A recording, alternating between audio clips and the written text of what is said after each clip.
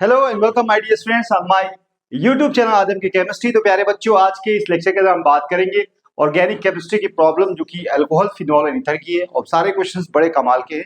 अगर आप इनको सीखते हैं, समझते हैं बेटा और याद रखते हैं तो आने वाले एग्जाम में आप बहुत अच्छा कर सकते हैं, जो कि बहुत जल्द आने वाला है। तो यहाँ पे जो बेटा क्वेश्चन दिया है ना, बहुत ही इंटरेस्टिंग क्वेश्चन है। यहाँ पे जो बातें पूछी गई हैं आपको जब ही कर पाओगे जब यहाँ पे आपको पता होना चाहिए कि भाई किस तरह की केमिकल रिएक्शंस यहाँ पे कराई जा रही है। उसके बाद वहाँ पे कैलकुलेशन है, मोल्स कॉन्सेप्ट यूज करके वहाँ पे आंसर निकालना है।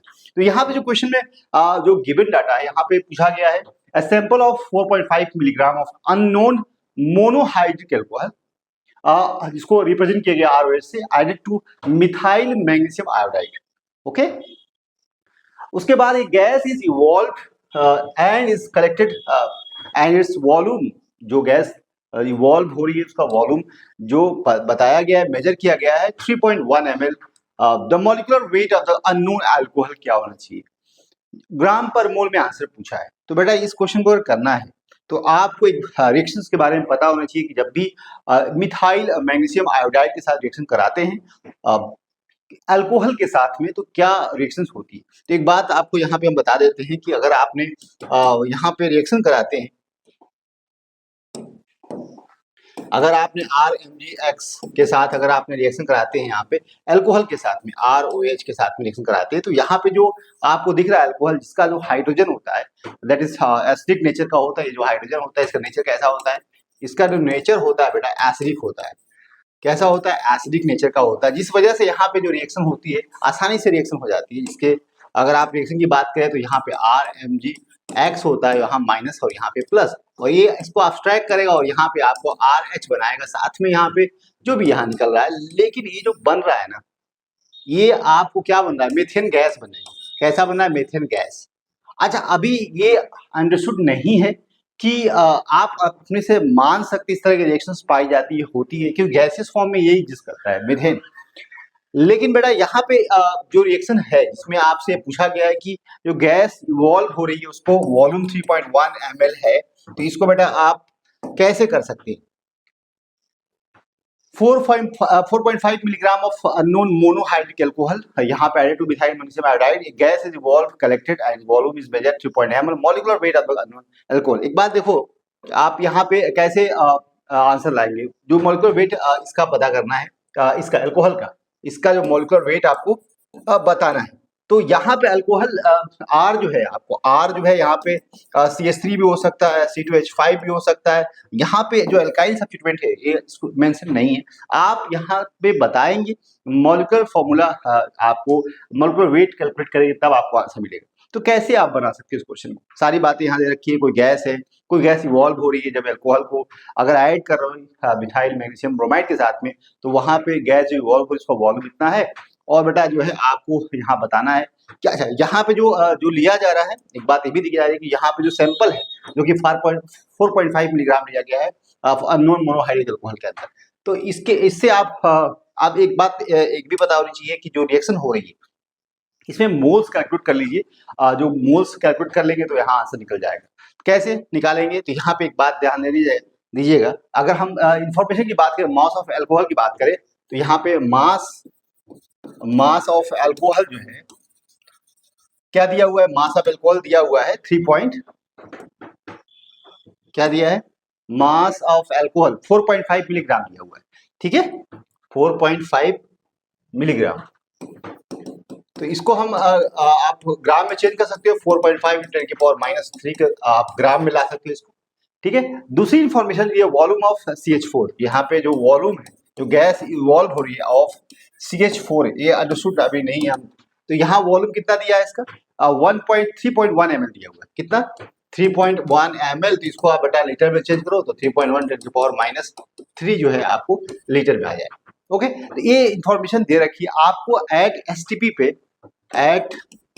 STP आपको क्या करना है, स्टैंडर्ड जो टेम्परेचर प्रेशर है यहाँ पे, एट स्टैंडर्ड टेम्परेचर प्रेशर पे आप निकाल सकते हो। आइडियल गैस के लिए जो इक्वेशन होता है PV = nRT, PV = होता है nRT, और यहाँ पे इस फॉर्मूले को यूज करके आप यहाँ मोल्स निकाल सकते हो। एंड मोल्स क्या हो जाएगा, यहाँ पे आप लिख सकते हो PV अपॉन यहाँ पे R, टी हो सकता है। अब यहाँ प्रेशर क्या होगा, वॉल्यूम क्या होगा, तो प्रेशर बेटा पता है 1 एटीएम होगा। वॉल्यूम कितना होगा, तो वॉल्यूम यहाँ मेंशन है कितना, 3.1 इंटू 10⁻³ और यहाँ पे बेटा आर जो कि आप पता है गैस कांस्टेंट, इसकी वैल्यू 0.0821 होती है।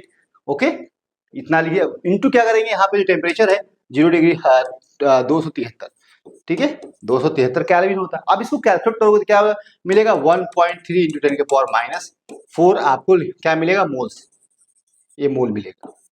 ठीक है, ये आपको जो मिल रहा है ना बेटा, ये आपको मोल्स मिल जाएंगे। अब यहां से आपको जब 1 मोल आप एल्कोहल है तो यहाँ 1 मोल आप सीएच3, बात पता होनी चाहिए कि 1 मोल ऑफ अगर अल्कोहल है तो उतने ही मोल क्या बनेगा, बराबर क्या होगा, मोल ऑफ CH4। ओके, क्योंकि दोनों के मोल्स तो बराबर होंगे। तो अब यहाँ पे मोलिकुलर वेट क्या होगा, तो मोलिकुलर वेट आप निकाल सकते हो। तो मोलिकुलर वेट आप कह सकते हो जो मोल्स है, जो मास दिया हुआ है 4.5 इंटू 10⁻³ अपॉन जो उसका जो आपने निकाला है मोल्स, तो 3.8 इंटू 10⁻, कितना आया है यहाँ पे -4 आया। ठीक है, तो -4, तो यहाँ पे कैलकुलेशन करेंगे 4.5 इंटू 10⁻³ और यहाँ पे 4 हो जाएगा, तो इसका कैलकुलेशन करेंगे तो आप कितना आएगा, 32.6 आएगा इंटू 33.6 ग्राम पर मोल में आंसर आना है। अब यहाँ पे देखें तो यहाँ पे जो ये मोलिकुलर वेट किसका है, अल्कोहल का है, किसका है, अल्कोहल का। तो ये जो मोलिकुलर वेट अल्कोहल का है, अगर पूछा जाए कि स्ट्रक्चर क्या होगा उसका, तो आप कह सकते हो कि यहाँ पे CH3, यहाँ पे OH होगा। यही तो हो सकता है, क्योंकि CH3 OH के साथ अगर रिएक्शन कराते हो ना मिथाइल मैग्नीशियम ब्रोमाइड के साथ में, तो यहाँ माइनस और यहाँ प्लस है बेटा, ये रिएक्शन होगा और यहाँ पे आपको क्या बनेगा, यहाँ पे CH4 जो कि गैस होगा, ये गैस होगी और साथ में यहाँ पे आपको तो ये रिएक्शन तो होती है एसिड बेस, ये बिहेव जब बेस करेगा और बेटा ये जो हाइड्रोजन है कैसा होता है, एसिड होता है। तो ये एल्केन का फॉर्मेशन होता है, तो मेथेन गैस निकलती है, इवॉल्व होती है, इसका वॉल्यूम दिया हुआ है। इसका आपको पूछा है वेट, पूछा था इसका वेट, इसका पूछा था ग्राम पर मोल, तो आपने आंसर बेटा निकाल लिया यहाँ से। अगर इस तरीके से आपको मुश्किल लग रहा है तो आप दूसरा तरीका भी है, आप ऐसे भी लगा सकते हो। तो दूसरा तरीका बेटा ये है कि इसमें आप ये कर सकते हो कि जो वॉल्यूम है, वॉल्यूम जो है पता है कि आइडियल गैस के लिए वॉल्यूम है 22.4 जो लीटर होता है और इसको बेटा ml में आप चेंज कर सकते हो। तो यहाँ पे 1000 से आप मल्टीप्लाई कर दो तो यहाँ पे आपको 22.40 ml हो जाएगा। अब इतना जो वॉल्यूम है, जो गैस 1 मोल गैस का जो वॉल्यूम है ml में इतना होता है, बात समझे, 1 मोल किसी भी 1 मोल गैस का जो वॉल्यूम है आप इतना लिख सकते हो 22.4 लीटर, या आप यहाँ पे 1000 मल्टीप्लाई कर ml में लिख सकते हो। तो यहाँ पे 1 मोल के लिए यहाँ पे कहा गया, लेकिन यहाँ पे 3.1 मोल के लिए अगर हम बोले जो ml जो CH4 ml ऑफ जो CH4 निकल रहा वॉल्यूम गैस जो बन रही है, जो गैस है, तो यहाँ पे अगर हम बोले कि यहाँ पे कि कितना जो है मोल्स निकाल लीजिए n, तो यहाँ पे आप लिख सकते हो कि जो भी वॉल्यूम है यहाँ पे 22 पॉइंट, यहाँ पे जो टोटल जो आपको 3.1 मिल रहा है अपॉन 22.40, तो यहाँ पे आपको 3.1 इंटू के पावर -4 आ जाएगा। क्या आ जाएगा, ये आपको मिल जाएगा, मोल्स निकल के आ जाएगी। अब यहाँ से मोल्स निकाल के जो भी वॉल्यूम है टोटल वॉल्यूम से आप यहाँ डिवाइड करिए तो ये मोल्स आपको निकल के आने वाले हैं। तो ये मोल्स निकल जाए। अब मोल्स निकल गया बेटा तो यहाँ फॉर्मूला होता है n बराबर W अपॉन यहाँ पे क्या होता है, n बराबर होता है W अपॉन m होता है वेट अपॉन मोलर मास। और यहाँ पे आप देखें तो मोलर मास अगर निकालना है बेटा तो या वेट निकालना है तो क्या करना पड़ेगा आपको, यहाँ से m निकालना है, m निकालना पड़ेगा तो यहाँ पे आप WT अपॉन यहाँ पे आप n कर सकते हो। और WT वेट यहाँ पे मेंशन है 4 कितना था 4.5, कितना बेटा यहाँ पे वेट 4.5 इंटू की पावर -3 5 इंटू 10 की पावर -3 और यहाँ पे आप n जो है यहाँ पे रख दीजिए 1.38 इंटू 10 की पावर -3। अब ठीक है, यहाँ पे 1.38 ना क्या है था, ये आपको 1.38 आएगा और यहाँ पे जो कैलकुलेशन करोगे तो यहाँ पे तकरीबन आपको 32.6 आएगा, ठीक है, ग्राम पर मोल। और यही बेटा आप इस तरह से भी कर सकते हो, आप यहाँ पे जा सकते हो, कोई मुश्किल है नहीं। तो यहाँ पे जो कैलकुलेशन था अच्छा क्वेश्चन था और इस तरह क्वेश्चन एग्जाम में पूछे भी गए हैं और अगर आप इसको प्रैक्टिस में रखते हैं तो आने वाले एग्जाम में आप इस को यूज करके आप क्वेश्चन बना सकते हैं। ठीक है, तो आई होप आपने इसको एंजॉय किया होगा। नेक्स्ट क्वेश्चन करते हैं। यहाँ पे पूछा गया है आपसे final product, identify the X and Y in the following reaction sequence. तो यहाँ पे जो स्ट्रक्चर बेटा दिया हुआ है ना, इसमें क्या हो सकता है, तो एक बात ध्यान रखना कि यहाँ पे जो आपका दिया हुआ स्ट्रक्चर, यहाँ पे एक ये क्वेश्चन जो पूछा है बेटा, ये जेई में बहुत पुराना क्वेश्चन है, जो जब लिखने ऑब्जेक्टिव सब्जेक्टिव क्वेश्चन जो आते हैं तब का क्वेश्चन है, IIT जेई में पूछा गया है। और यहाँ पे जो क्वेश्चन है, जब भी यहाँ पे देखें तो यहाँ पे क्या हो सकता है, यहाँ पे प्रोटोनेशन हो जाएगा। और प्रोटोनेशन जब होगा बेटा, यहाँ पे CH3 है और प्रोटोनेशन होगा तो क्या हो सकता है, यहाँ पे पता है कि वाटर यहाँ से निकलेगा -H2O, और वाटर निकलेगा तो यहाँ पे कार्बोकैटायन का फॉर्मेशन होगा। क्या होगा, कार्बोकैटायन यहाँ पे हो जाएगा प्लस, नहीं यहाँ पे कार्बोकैटायन कहाँ पे होगा, यहाँ पे भी कार्बन है, तो यहाँ पे जब प्रोटोनेशन हो जाएगा, लोन पेयर यहाँ पे हो जाएगा, तो यहाँ पे एक बात देखें तो कार्बोकैटायन कहाँ बनेगा, यहाँ बन जाएगा। ठीक है जी, तो आप डायरेक्ट लिखो, यहाँ पे रिंग एक्सपेंशन हो जाएगा, यहाँ पे क्या होगा, रिंग एक्सपेंशन हो जाएगा। और ये कैसे होगा, तो यहाँ पे 6 मेंबर रिंग बन जाएगी। कैसे, देखो इसका बॉन्ड इसके साथ बन जाएगा, तो यहाँ पे आप कह सकते हो ये वाला बॉन्ड के यहाँ जाएगा तो कितने मेंबर, 6 मेंबर रिंग बनेगी, और यहाँ पे CH3 हो जाएगा। ठीक है, ओके जी। और कार्बोकैटायन कहाँ बनेगा, अगर ये चीज यहाँ शिफ्ट होगी तो प्लस इसके ऊपर आएगा इस तरह से, और यहाँ पे H जो यहाँ से H+ निकलेगा, तो H कहाँ से निकलेगा, यहाँ से निकलेगा, तो यहाँ पे आपको जो बनेगा क्या बेटा, ये बन जाएगा इस तरह से। अब इसकी जो आपको O3 के साथ रिएक्शन करानी है जिंक के साथ में, तो इसको हम ओजोनोलिसिस बोलते हैं। क्या बोलते हैं, ओजोनोलिसिस। और यहाँ पे ये वाला जो बॉन्ड है ना बेटा, टूटेगा। ओजोनोलिसिस का मतलब क्या होता है, ये वाला बॉन्ड, डबल बॉन्ड यहाँ पे टूटा है, यहाँ ऑक्सीजन लग जाएगा, और तो यहाँ पे प्रोडक्ट क्या बन सकता है, यहाँ पे आप लिख सकते हो। ठीक है, यहाँ पे क्या लिख सकते हो बेटा, यहाँ पे आप डबल बॉन्ड दिखा दो और यहाँ पे आपने CO दिखा दिया इस तरह से। अब ये स्ट्रक्चर बना, यहाँ पे हाइड्रोजन है, ठीक है, कोई दिक्कत नहीं है। अब यहाँ पे जो रिएक्शन हो रही है ना, सोडियम हाइड्रोक्साइड के प्रेजेंस में, और एक्वस कंडीशन है बेटा, यहाँ पे एक बात आपको पता होनी चाहिए कि जब सोडियम हाइड्रोक्साइड के साथ रिएक्शन कराओगे ना, तो यहाँ पे एल्डोल कंडेंसेशन रिएक्शन होगी, जो कि प्रोडक्ट दिया हुआ है। क्या दिया, alpha beta unsaturated aldehyde ketone दिया हुआ है, अल्फा बीटा अनसैचुरेटेड यहाँ पे कीटोन।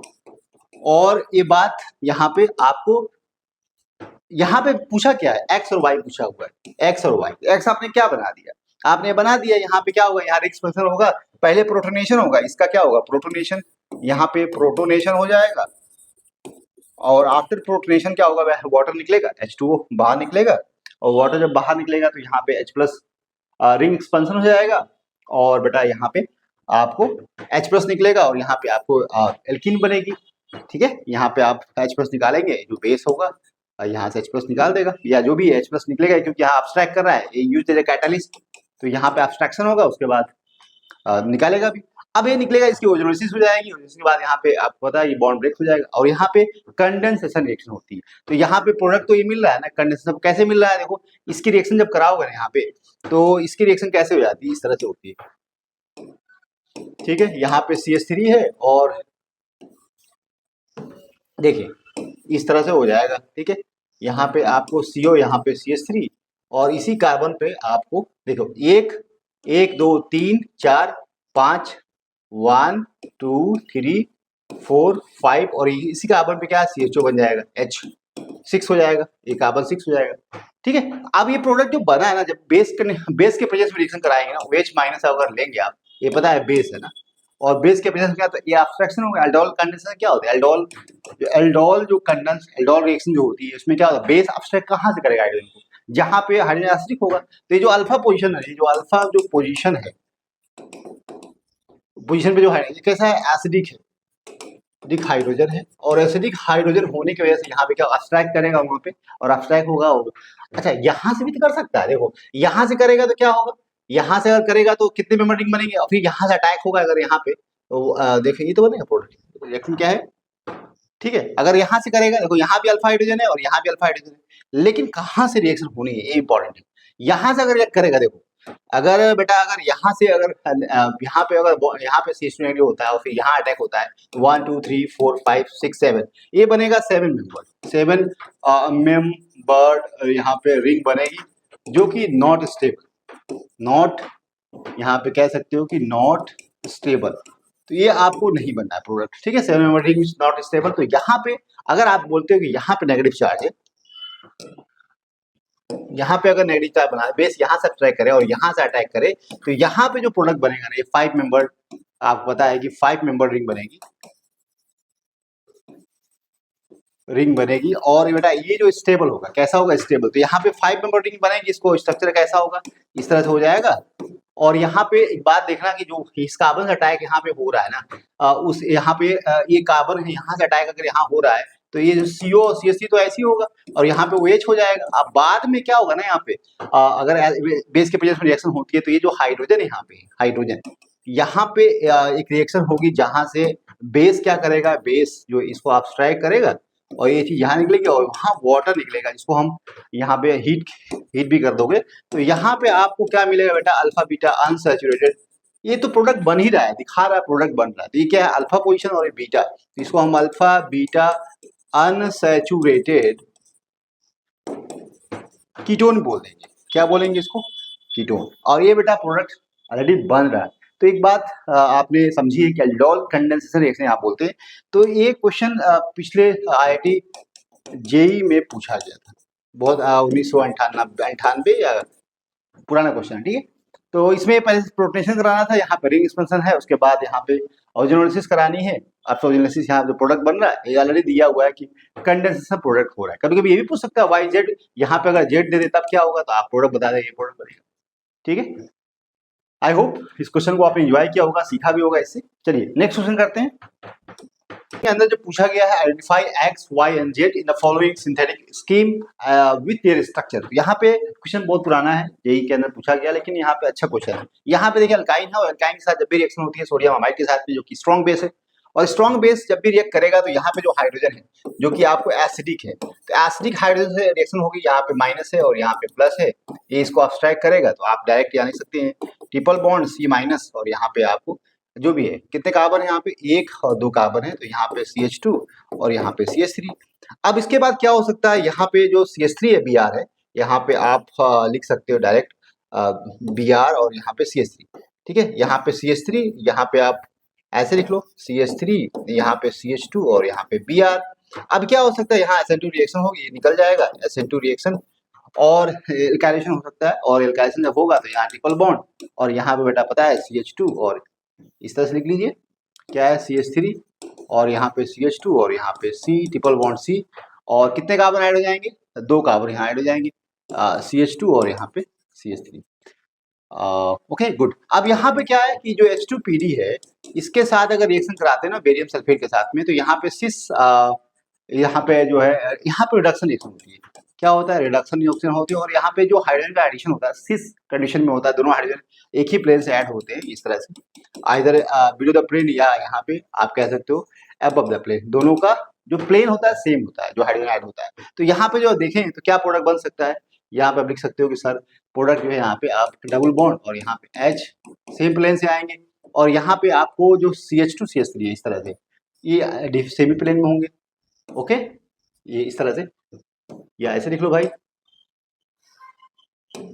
यहाँ पे क्या हो जाएगा CH2 और यहाँ पे CH3, यहाँ पे CH2 और यहाँ पे CH3 हो जाएगा। अब क्या करना है, अब यहाँ पे KMnO4 है, और KMnO4 के प्रेजेंस में रिएक्शन होती है, यहाँ पे सिस डाइऑल का फॉर्मेशन होता है, सिस डाइऑल का फॉर्मेशन होता है, यहाँ पे आप अल्कोहल बनाएंगे।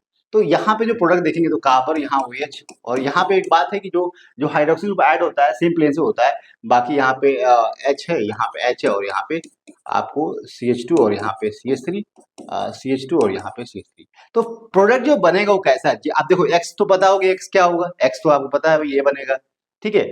ये वाला प्रोडक्ट X हो जाएगा, ये वाला प्रोडक्ट आपका Y हो जाएगा, ठीक है, और ये वाला प्रोडक्ट बना Z हो जाएगा, जो कि मीजो कंपाउंड है। कैसा है, मीजो कंपाउंड है, molecule having plane of symmetry. जब भी आप यहाँ देखेंगे तो यहाँ पे जो स्ट्रक्चर था, यहाँ पे क्या था, CH2 और यहाँ पे CH3, यहाँ पे CH2 CH3 और यहाँ पे OH, यहाँ OH और यहाँ पे H। तो molecule having plane of symmetry, कितने कार्बन है, 1 2 3 और 4, ठीक है। तो यहाँ पे प्लेन ऑफ सिमेट्री होगा, तो यहाँ पे मॉलिक्यूल ऑप्टिकली इनएक्टिव होगा, मॉलिक्यूल ऑप्टिकली, यहाँ पे ऑप्टिकली इनएक्टिव होता है, क्योंकि यहाँ पे ओवरऑल रोटेशन 0 हो जाता है, ठीक है। तो आई होप अच्छा आपको। तो प्यारे बच्चों, यहाँ पे जो प्रश्न है स्टेटमेंट बेस्ड है और इस तरह के प्रश्न बहुत बार एग्जाम में पूछे गए हैं, पूछे जाते हैं हर साल। तो बेटा क्वेश्चन जो पूछा गया है यहाँ पे, गिवन बिलो टू स्टेटमेंट, जिसमें फर्स्ट जो स्टेटमेंट जो दिया हुआ है, bromination of phenol in solvent with low polarity such as chloroform and carbon, जो भी सॉल्वेंट है, रिक्वायर लुईस एसिड कैटलिस्ट। तो ये स्टेटमेंट सही है या गलत है आपको बताना है। तो सेकंड जो स्टेटमेंट दिया हुआ है, Lewis acid catalyst polarises the bromine to generate Br+. In the light of this statement, choose the correct answer from the option given below. यहाँ पे आपको बताना है। तो ये देखो, फर्स्ट जो स्टेटमेंट है यहाँ पे कहा गया, bromination of phenol in solvent with low polarity such as chloroform require Lewis acid catalyst. बिल्कुल गलत स्टेटमेंट है, बात ठीक नहीं है। अगर आप बात ध्यान से देखें कि बेंजीन के साथ अगर आपने रिएक्शन कराई है ना, यहाँ पे देखें, बहुत इंपॉर्टेंट बात है, इसको नोट करना है कि यहाँ जो बेंजीन है, बेंजीन के साथ अगर आपने ब्रोमिनेशन कराया ना, ब्रोमिनेशन कराएंगे और यहाँ पे Br2 ले लेंगे, तो यहाँ पे रिएक्शन नहीं होगी। ठीक है, इलेक्ट्रोफिलिक एरोमेटिक सब्स्टिट्यूशन नहीं होगा। यहाँ पता है कि बेंजीन जो रिएक्शन देता है, कौन सी रिएक्शन देता है, यहाँ पे benzene always give electrophilic aromatic substitution, और यहाँ पे सब्स्टिट्यूशन आसानी से नहीं हो सकता क्योंकि यहाँ ब्रोमीन को Br+ जब तक नहीं मिलेगा, इलेक्ट्रोफाइल, यहाँ पे इलेक्ट्रोफाइल जब तक जनरेट नहीं होगा तब तक यहाँ पे ब्रोमीन के साथ में या यहाँ पे बेंजीन के साथ में किसी भी तरह का रिएक्शन नहीं होगी। जब ब्रोमीन पॉजिटिव बन जाएगा, इलेक्ट्रोफाइल जनरेट हो जाएगा, तब यहाँ पे आप कह सकते हो कि यहाँ पे रिएक्शन होगी और यहाँ पे Br ऐड हो जाएगा। यहाँ पे आपको ब्रोमो जो बेंजीन बन सकता है, यहाँ पे ब्रोमिनेशन हो सकता है, हैलोजेनेशन हो सकता है, लेकिन यहाँ पे बेटा सबसे इंपॉर्टेंट बात है कि लुईस एसिड यहाँ पे जरूरत पड़ेगी। Without Lewis acid this reaction can not be possible. तो अगर, लेकिन ये बात इसके लिए नहीं है, अगर आपने यहाँ पे फिनॉल ले लिया और यहाँ पे Br2 ले लिया और CS2 जो सॉल्वेंट है, यहाँ पे रिएक्शन कराएं तो रिएक्शन हो जाएगी। लेकिन यही रिएक्शन अगर आपने बेंजीन के साथ में कराई और Br2 के साथ कराई, ये रिएक्शन पॉसिबल नहीं है, क्योंकि ये पता है कि ये रिएक्शन होने ही नहीं है, सबसे इजीली नहीं हो पाएगा। लेकिन ये स्ट्रॉन्ग, आप कह सकते हो कि इलेक्ट्रॉन रिच है और ये एक्टिवेट करेगा इलेक्ट्रॉन डोनेटिंग ग्रुप है, रिंग को एक्टिवेट करेगा थ्रू आप कह सकते हो फॉर इलेक्ट्रोफिलिक सब्स्टिट्यूशन, और यहाँ पे इजिली ब्रोमिनेशन शो करेगा, जिसमें आपको दो प्रोडक्ट मिलेगा। एक प्रोडक्ट आपको ये मिलेगा ऑर्थो पोजीशन पे और दूसरा बेटा मिलेगा आपको पैरा पोजीशन पे। ठीक है, ये दोनों प्रोडक्ट बन सकता है, बात समझे। तो ये जो स्टेटमेंट है यहाँ पे अगर आपको रिएक्शन करानी है, यहाँ पे अगर बेंजीन के साथ ये वाली रिएक्शन करानी है, तो आपको पता है कि बेंजीन के साथ जब भी Br2 की रिएक्शन कराएंगे, ठीक है, तो बेटा आपको लुईस एसिड यूज करना पड़ेगा। आयरन ब्रोमाइड हो या आयरन क्लोराइड हो या एल्युमिनियम क्लोराइड हो, जिससे आप आसानी से जो आप कैटलिस्ट Br+ बना सके, और उसके बाद यहाँ बेंजीन के साथ रिएक्शन होती है और यहाँ पे इजिली सब्स्टिट्यूशन रिएक्शन हो जाती है। ओके, तो ये बात बिल्कुल यहाँ पे देखें, जो बात कही कि bromination of phenol in solvent with low polarity such as require Lewis acid, बिल्कुल स्टेटमेंट गलत है, सही नहीं है। सेकेंड स्टेटमेंट की बात करें तो Lewis acid catalyst polarize the bromine to generate Br+, बिल्कुल बात है। लुईस एसिड कैटलिस्ट जो रिएक्शन होती है वहां पे Br2 के साथ अगर आपने रिएक्शन लिया है, एल्युमिनियम क्लोराइड लिया है और यहाँ पे Br2 ले लेंगे, या आयरन क्लोराइड लिया है और यहाँ पे जो भी यहाँ पे ब्रोमाइड लेंगे, तो यहाँ पे Br2 के साथ रिएक्शन होती है, तो ये दोनों मिलकर क्या Br+ बनाते हैं। मतलब यहाँ पे पोलराइज करेंगे, वहां पे इलेक्ट्रोफाइल जनरेट करेंगे। तो ये रिएक्शन बिल्कुल, ये स्टेटमेंट सही, ये वाला सही स्टेटमेंट है। तो आप कह सकते हो कि वन स्टेटमेंट फॉल्स है और सेकंड क्या है, ट्रू है। ये बात बिल्कुल सही है आंसर। चलिए नेक्स्ट क्वेश्चन करते हैं बेटा, कि alcohol react both as a nucleophile and electrophile, और यहाँ पे जो आपको कहा गया है, alcohol react with active metals such as sodium, potassium and aluminium to yields corresponding alkoxide and liberate hydrogen. In the light of above statement choose the correct answer from the option given. तो दोनों बात आप सही है, क्योंकि यहाँ पे देखें अल्कोहल का जो बिहेवियर होता है बहुत इलेक्ट्रोफाइल एज न्यूक्लियोफाइल होता है, वर्सटाइल नेचर का होता है। Alcohol react with active metals such as sodium, potassium, aluminium, तो यहाँ पे एल्कोक्साइड का फॉर्मेशन, क्योंकि यहाँ पे एसिडिक हाइड्रोजन होता है। देखो यहाँ पे ROH हो या यहाँ पे आपको फिनॉल हो, इनके साथ रिएक्शन होती है ना मेटल के साथ में, तो मेटल के साथ जब रिएक्शन होती है तो यहाँ पे आपको पता है कि RO- यहाँ पे एल्कोक्साइड बनता है, या पोटेशियम हो, ओके, और इसके साथ भी वही होता है। ठीक है, सेम यहाँ इसे भी होता है, क्योंकि यहाँ पे जो नेचर इसका होता है कैसा होता है, हाइड्रोजन जो होता है एसिडिक होता है। लेकिन इनमें अगर कहेंगे दोनों में ज्यादा एसिडिक होता है, फिनॉल होता है। ऐसा इसलिए होता है, फिनॉल का जो हाइड्रोजन होता है ना, जो फिनॉक्साइड आयन होता है O माइनस जो होता है ना, ये ज्यादा जो है रेजोनेंस स्ट्रक्चर डिलोकेशन शो करता है, कंजुगेट बेस ज्यादा स्टेबल होता है। दैट्स मीन यहाँ पे आप कह सकते हो कि एसिडिटी यहाँ पे एल्कोक्साइड आयन की बात करें ना, यहाँ पे जो नेगेटिव चार्ज डिलोकाइज नहीं हो पाता है, तो यहाँ पे जो conjugate base not more stable, तो एक कंजुगेट बेस की स्टेबिलिटी के आधार पे आप बता सकते हो कि एसिडिटी किसकी ज्यादा होगी, अल्कोहल की होगी या फिनॉल की होगी। तो फिनॉक्साइड आयन जो है आपको पता है मोर स्टेबल रेजोनेटिक स्ट्रक्चर है as compare to alkoxide ion. तो यहाँ पे आप बता सकते हो कि एसिडिक मोर है। तो यहाँ पे जो स्टेटमेंट है, जो ए और आर से रिप्रेजेंट किया गया है, इन दोनों की बात की जाए तो दोनों स्टेटमेंट सही है, ए भी है और आर भी सही है। तो आप यहाँ पे both A and R true but R is not correct explanation of A, ये बिल्कुल सही है। यहाँ पे एक्सप्लेनेशन तो नहीं है, बात both A and R is true है but R is not a correct explanation of A. तो जो आर का एक्सप्लेनेशन नहीं है, तो बात सही है, ठीक है। तो ये अच्छा क्वेश्चन था। चलिए, तो यहाँ पे जो प्रश्न है इसके अंदर पूछा गया है कि जो दो स्टेटमेंट दिया हुआ है यहाँ पे, जिसको ए और आर से रिप्रेजेंट किया गया है, यहाँ पे order of acidic nature of following compound A B C जो कि यहाँ पे दिया हुआ है, क्या सही है गलत है, इसका आपका एक्सप्लेनेशन यहाँ नीचे दिया हुआ है। तो ये ठीक है या नहीं। तो सबसे पहले कि ऑर्डर ऑफ एसिडिटी की बात करें तो यहाँ पे ए बी सी जो ऑर्डर ऑफ एसिडिटी है करेक्ट है या नहीं। तो सबसे पहले आप देखें ध्यान से, तो क्या करेंगे आपको पता होना चाहिए कि एसिडिटी का जो ऑर्डर होता है, अगर आपको ये फिनॉल है, अगर यहाँ पे OH है और यहाँ पे Cl है, और यहाँ इस तरह से अगर OH है और यहाँ F है, ओके, और यहाँ पे अगर OH है और यहाँ पे CH3 है, तो आप पता इलेक्ट्रॉन देगा और ये इलेक्ट्रॉन आपको खींचेगा, ठीक है। लेकिन इफेक्ट सबसे ज्यादा यहाँ पे होगा, जो नेगेटिव चार्ज है इसका जो कॉन्जुगेट बेस होगा, आप कह सकते हो कि माइनस है और यहाँ फ्लोरीन है, तो इलेक्ट्रॉन को खींचेगा। इलेक्ट्रोनेगेटिविटी की बात करें, फ्लोरीन क्लोरीन और यहाँ पे ज्यादा होती है कंपेयर टू कार्बन, तो यहाँ पे ऑर्डर ऑफ एसिडिटी कितनी होगी। तो यहाँ पे लेकिन एक बात समझो कि यहाँ पे Cl और यहाँ पे F है, तो Cl जो है इलेक्ट्रॉन को विड्रॉ करेगा ज्यादा इसके रिस्पेक्ट में, क्योंकि ये दूर है, क्योंकि माइनस आई इफेक्ट ये जो काम करेगा, माइनस आई इफेक्ट यहाँ पे ज्यादा लगेगा एज कम्पेयर टू दिस। तो ये जो है इसका ये इफेक्ट है ज्यादा इस पे पड़ेगा, मतलब नेगेटिव चार्ज जो होगा स्टेबलाइज ज्यादा होगा थ्रू माइनस आई इफेक्ट। लेकिन इलेक्ट्रोनेगेटिविटी ज्यादा तो है, लेकिन ये जो है नेगेटिव माइनस आई इफेक्ट जो शो करेगा, लेकिन डिस्टेंस ज्यादा दूर होने की वजह से यहाँ पे इसके नेगेटिव चार्ज को मिनिमाइज नहीं कर पाएगा, मतलब यहाँ पे कह सकते हैं कॉन्जुगेट बेस इसका ज्यादा स्टेबल नहीं होगा, ठीक है। और यहाँ तो भाई सबसे कम इसका है ही, ओके। तो सबसे ज्यादा एसिडिक की बात करें तो यहाँ पे सबसे ज्यादा एसिडिक ये होगा, उसके बाद आपको बी होगा और उसके बाद सी होगा, ये ऑर्डर ऑफ एसिडिटी होगा, सबसे ज्यादा ये में होगा।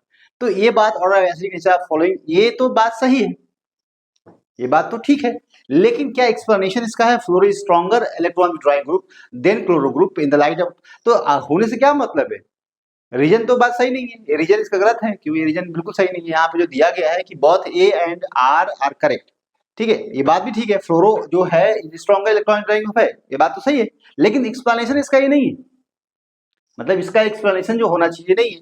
तो यहाँ पे लिख सकते हैं कि both statement A and R are correct but R is not a correct explanation of A, जो आर है वो एक करेक्ट एक्सप्लेनेशन नहीं है इसका, बात समझ आ रही है।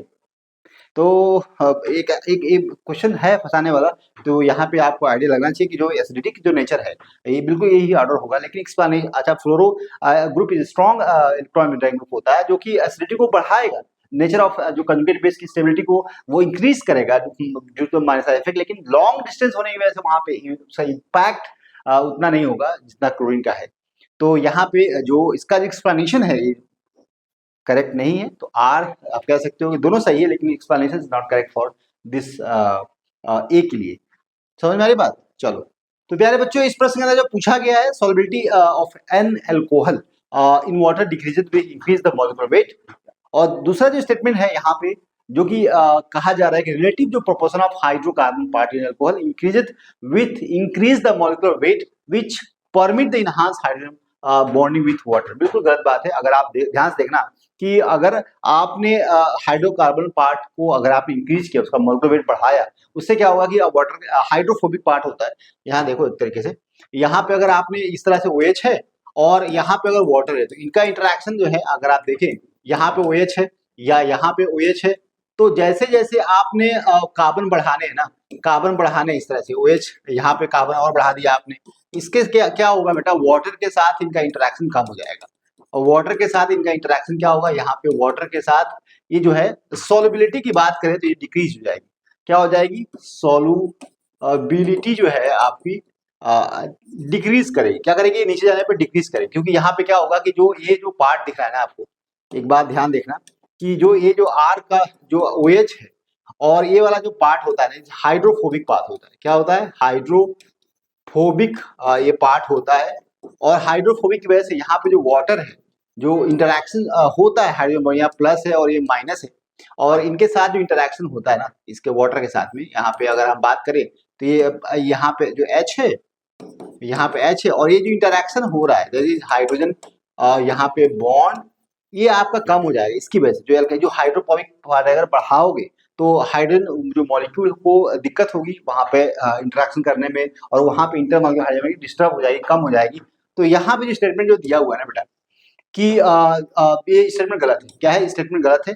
तो आप देखें, solubility of an alcohol in water decrease with increase the molecular wait.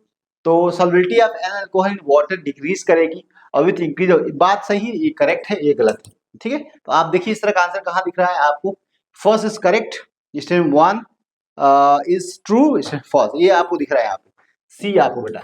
ठीक है, बात समझ आ रही है? तो एक बिल्कुल सही स्टेटमेंट है। चलिए, तो यहाँ पे जो प्रश्न है बहुत ही अच्छा है। अगर आप ध्यान से समझे पहले यहाँ पे गिवन बिलो टू स्टेटमेंट, इसमें यहाँ पे कहा गया है पिक्रिक एसिड इज 2,4,6 ट्राइनाइट्रोटोलुईन।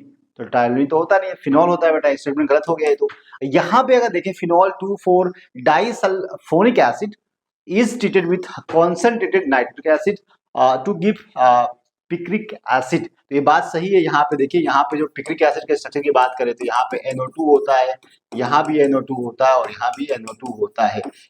यहाँ पे अगर बात करें बेटा, अगर आप स्ट्रक्चर का नाम रखें अगर, तो इसको हम पिक्रिक एसिड बोलते हैं। यहाँ पे 1 2 3 4 5 6, तो यहाँ पे 2 4 6 trinitrophenol that is picric acid. तो यहाँ पे जो ये फॉर्मेट जो बनता है ना बेटा, कैसे बनता है, तो आप अगर ध्यान दें जब भी इसको रिएक्शन कराते हैं, यहाँ पे फिनॉल 2, यहाँ पे फिनॉल, यहाँ पे SO3H है और यहाँ पे SO3H है। जब इसकी रिएक्शन कराते हैं ना बेटा, आपने रिएक्शन कराना है, तो यहाँ पे अगर आपने HO3 के साथ अगर ट्रीट करेंगे ना कॉन्सेंट्रेटेड, तो बेटा यहाँ पे आपकी रिएक्शन होती है जिसमें पिक्रिक एसिड का फॉर्मेशन होता है। इसको बोलते हैं पिक्रिक एसिड, और ये जो है बिल्कुल सही स्टेटमेंट है। तो फर्स्ट स्टेटमेंट इनकरेक्ट है, सेकेंड बेटा क्या है? करेक्ट है। तो आप देखें यहाँ पे, तो statement 1 incorrect but statement 2 is correct. ये अभी पूछा है 2024 के अंदर। तो ये कैसे बनता है? जो फिनॉल है यहाँ पे 1 2 3 और यहाँ पे 4, तो 2 यहाँ पे 4 आपका जो डाइसल्फ यहाँ पे फोनिक एसिड को जब आप कॉन्सेंट्रेटेड नाइट्रिक के साथ ट्रीट करेंगे तो यहाँ पे आपको पिक्रिक एसिड का फॉर्मेशन होता है। और लेकिन ये जो बताया जा रहा है कि पिक्रिक एसिड 2,4,6 ट्राइनाइट्रोटोलुईन, टोलुईन ये होता है, फिनॉल होता है। तो बेटा ये आपको थोड़ा सा इसकी इंफॉर्मेशन होना चाहिए। अच्छा क्वेश्चन है। ठीक है, चलिए इसके अंदर पूछा गया है गिवन बिलो 2 स्टेटमेंट, जिसमें फर्स्ट स्टेटमेंट में बात कही जा रही है कि para nitrophenol is more acidic than meta and orthonitrophenol. ठीक है, दूसरा जो statement ethanol will give immediate turbidity to Lucas reagents. अब दोनों पहले तो हम इसकी बात करें, स्टेटमेंट 1 की बात करें, इसमें एसिडिटी ऑफ नाइट्रोफिनॉल की बात की जा रही है। तो यहाँ पे देखिए एक बात आप ध्यान दें कि जो एसिडिटी होती है नाइट्रोफिनॉल की, यहाँ पे जो आपको फिनॉल होता है, एसिडिक क्यों होता है आपको पता होना चाहिए कि ये जो आपको नेगेटिव चार्ज है ये ज्यादा स्टेबल होता है, रेजोनेंस करता है, oxygen negative charge pi electron of ring, that means यहाँ पे स्टेबिलिटी इसकी बढ़ती है। ये आपको कंजुगेट एसिड है, कंजुगेट बेस है, और इसकी स्टेबिलिटी ज्यादा होने की वजह से ये आपका एसिडिक होता है। दूसरी बात है, अगर आपने इलेक्ट्रॉन विड्रॉइंग ग्रुप लगा दिया, यहाँ पे इलेक्ट्रॉन विड्रॉइंग ग्रुप अगर लगाते हैं तो यहाँ पे आप कह सकते हो कि जो फिनॉल है यहाँ पे, अगर आपने यहाँ पे O माइनस है या OH है और यहाँ पे इलेक्ट्रॉन विड्रॉइंग ग्रुप लगा देते हैं ना, इसकी वजह से यहाँ पे एसिडिटी जो है, एसिडिटी आपकी क्या करेगी भाई? इंक्रीज करेगी। ऐसा इसलिए है कि जो नेगेटिव चार्ज है बेटा, यहाँ पे जो नेगेटिव चार्ज होगा, इलेक्ट्रॉन ये स्टेबल ज्यादा हो जाएगा। क्या हो जाएगा? यहाँ पे आप कह सकते हो जो H प्लस है इसकी स्टेबिलिटी जो है बढ़ जाएगी। स्टेबिलिटी बढ़ेगी क्योंकि कंजुगेट बेस यहाँ पे ये जो इलेक्ट्रॉन विड्रॉइंग ग्रुप है इसको स्टेबलाइज करेगा नेगेटिव चार्ज को।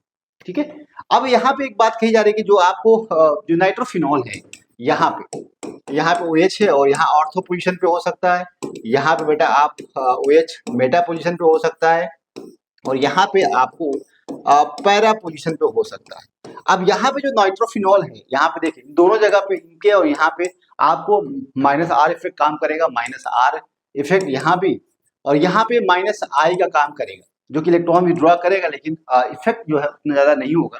तो कहने का मतलब इसकी एसिडिटी सबसे कम होगी इन दोनों से। लेकिन ऑर्थो पैरा में अगर हम बात करें इन दोनों में ज्यादा एसिडिटी कौन होगी, तो यहाँ पे जो ऑर्थो कंडीशन में जो होता है ना बेटा, यहाँ नेगेटिव चार्ज जो है अगर आप देखें तो यहाँ H प्लस है, यहाँ पे NO2 है, तो यहाँ प्लस है और यहाँ पे माइनस है, और यहाँ पे O यहाँ माइनस, इसके बीच में इंटरेक्शन होता है, जो कि इस इंटरेक्शन की वजह से यहाँ पे H प्लस आसानी से निकल नहीं पाएगा, बॉन्ड टूट नहीं पाएगा। इसकी वजह से क्या होगा, यहाँ पे आप कह सकते एसिडिटी इसकी कम हो जाएगी, इसकी एसिडिटी कम हो जाएगी। लेकिन यहाँ पे इस तरह की कोई बात नहीं, यहाँ पे इनके बीच में किसी भी तरह का इंटरेक्शन, यहाँ पे अगर देखें इनके बीच में किसी भी तरह का इंटरेक्शन नहीं है, जिस करेगा मतलब यहाँ पे एसिडिटी बढ़ेगी, एसिडिटी ज्यादा होगी, यहाँ पे हाइड्रोजन बॉन्डिंग होगी जिस करेगी इनके बीच में, दोनों ग्रुप के बीच में, that means which decrease the acidity of, यहाँ पे आपको ऑर्थो की, तो यहाँ पे सबसे ज्यादा किसकी होगी, और पैरा की हो जाएगी, पैरा की, उसके बाद यहाँ पे आप कह सकते हो कि ऑर्थो, उसके बाद यहाँ पे मेटा की होगी।